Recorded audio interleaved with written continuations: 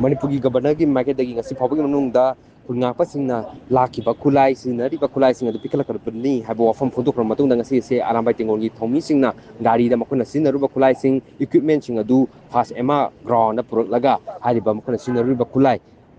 chani ga nifuga mathoi kusina khre masi kusina matamda arambai tingongi maike dagi mari leinaba singna tonga tonga wafam kaya masu thamlami habo wafam phondoli madu manungda maruina pallibadi khulai sing asi pikhatkhre na kariguma makhatana kuki natragana tonga tonga maike dagi manipur thugaina ba natragana maite da landarakba taragadi maduda aramai tingongi maike dagi sapchana thenagani retale togani madu thoningda thotok sing thorpa matamda khoi central government natragana mari leinaba sing asina daita punamak pugudabni hawa phomsing adu phondoli madu jonatana haiba khulai sing nabagi farmasi da sakli yakiba ima event sing maike dagi su khulai sing asi sina khraba maramna koi chapchana manipur da ingtaba poraknaba khonagadabani kadi makhatana pandaba thotok sing thorpa taragadi madu thorpa apapatagi daita punamak manipur governor yauna mari leinaba punamana makhoi mathakta chapchaba thabak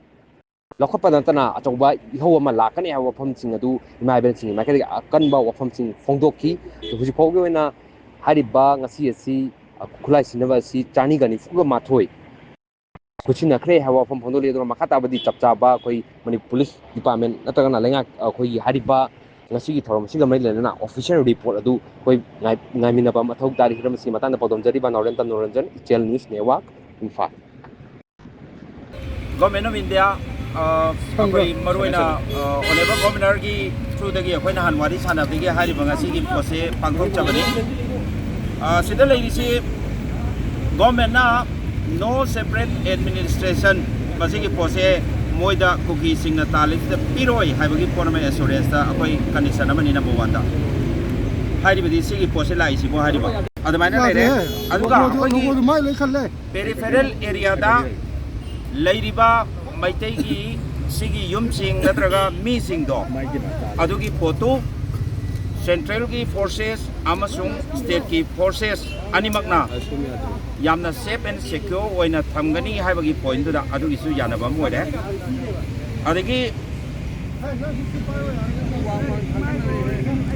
samaina magalai masi point si yamna kanu oina dum lobi bayai kari uma kokina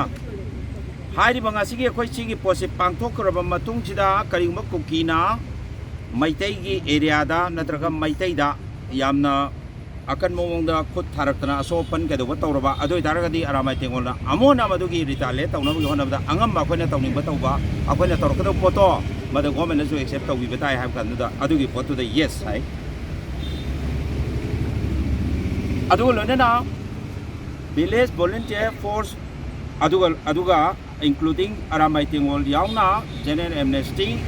leiriba ngasigi tawriba post deya asigi matung tarakda piba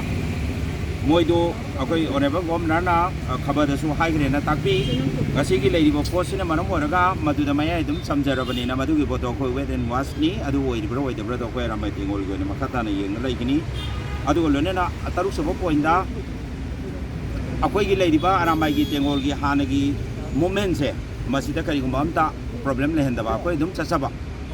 adugi potamaga ya balai aduga loinena sigi mathakta lai risi NRC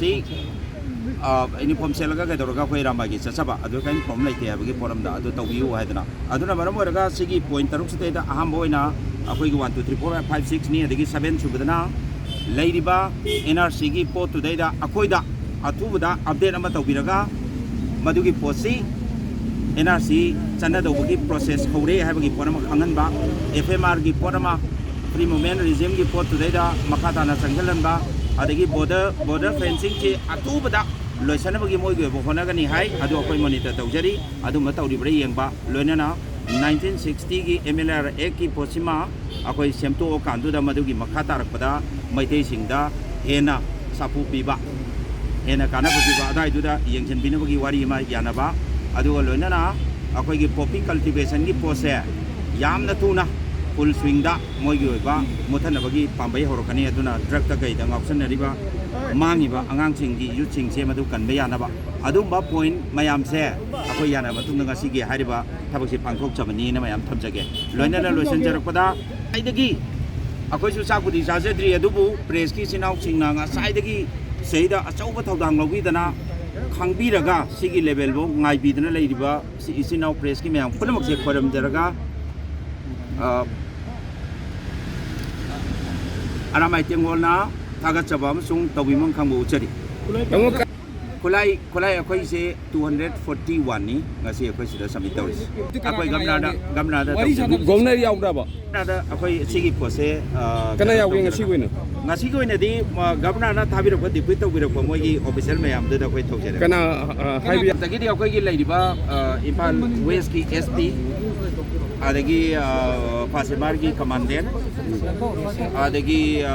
CID gi akhoi SP asi moi dipit tawirapan admaina